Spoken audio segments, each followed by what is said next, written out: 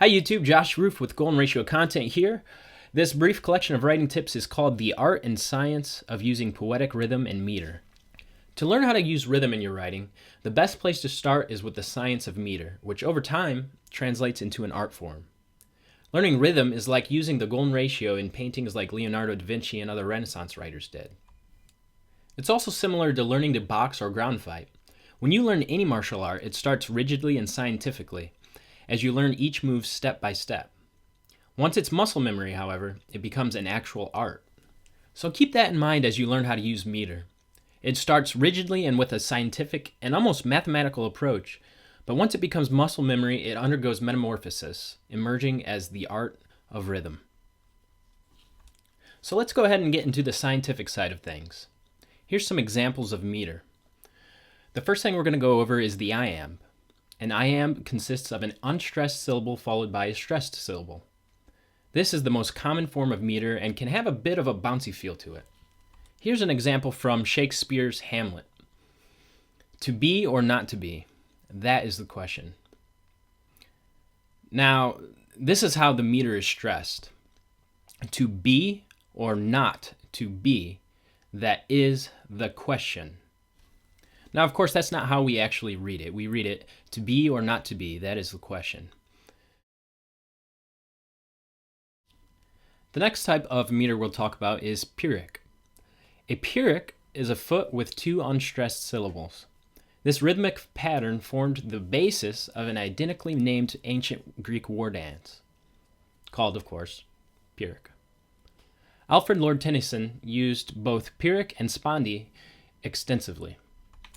This example is from his poem In Memoriam AHH, when the blood creeps and the nerves prick. And the stress is on when the and the. When the blood creeps and the nerves prick.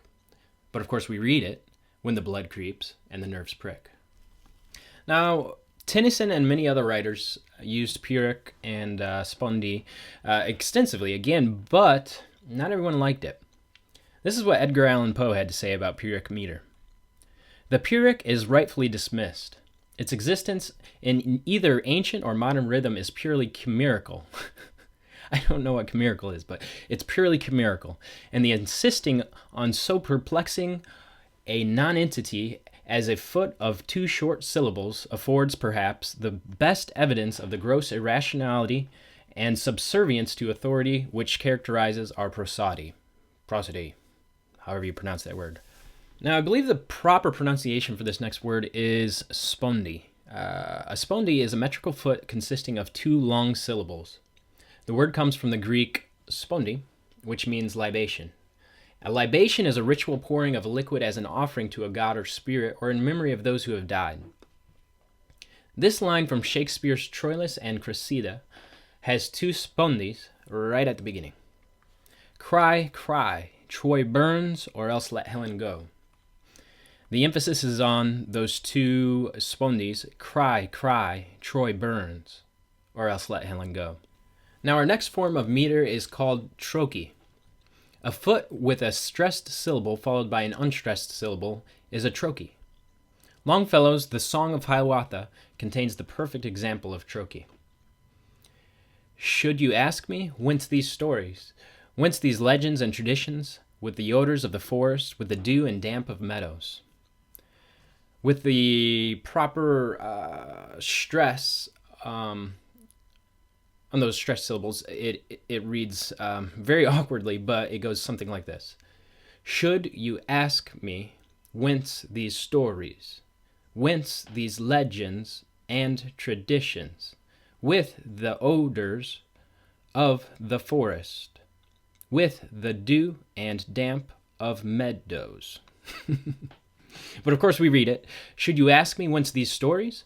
Whence these legends and traditions? With the odors of the forest, with the dew and damp of the meadows. Another great example is, again, from William Shakespeare.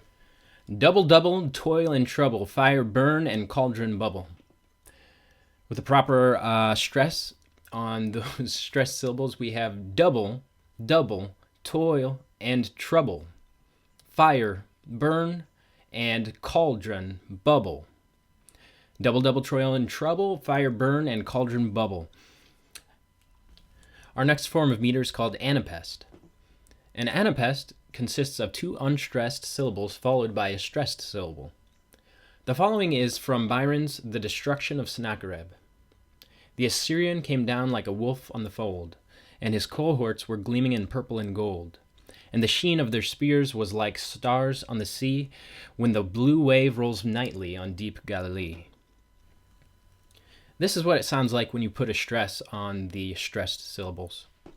The Assyrian came down like a wolf on the fold, and his cohorts were gleaming in purple and gold.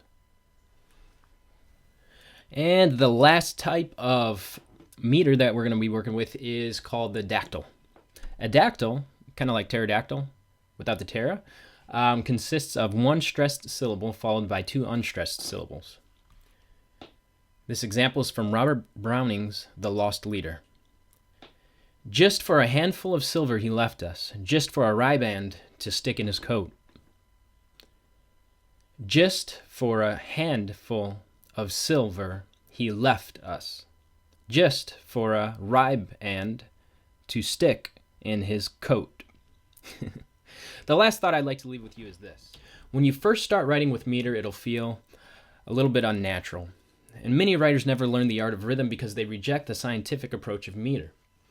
I just want to encourage you to push through the severe inflexibility of meter in the same way you would if you were learning to play the piano or the guitar. Good art always begins with the harsh discipline of technique. But once it becomes a muscle memory, you can write freely and instinctively, and your rhythm will flow naturally. And that's it. If you learned something, support this channel by liking and commenting below, and don't be shy. Subscribe if you want to watch more videos like this.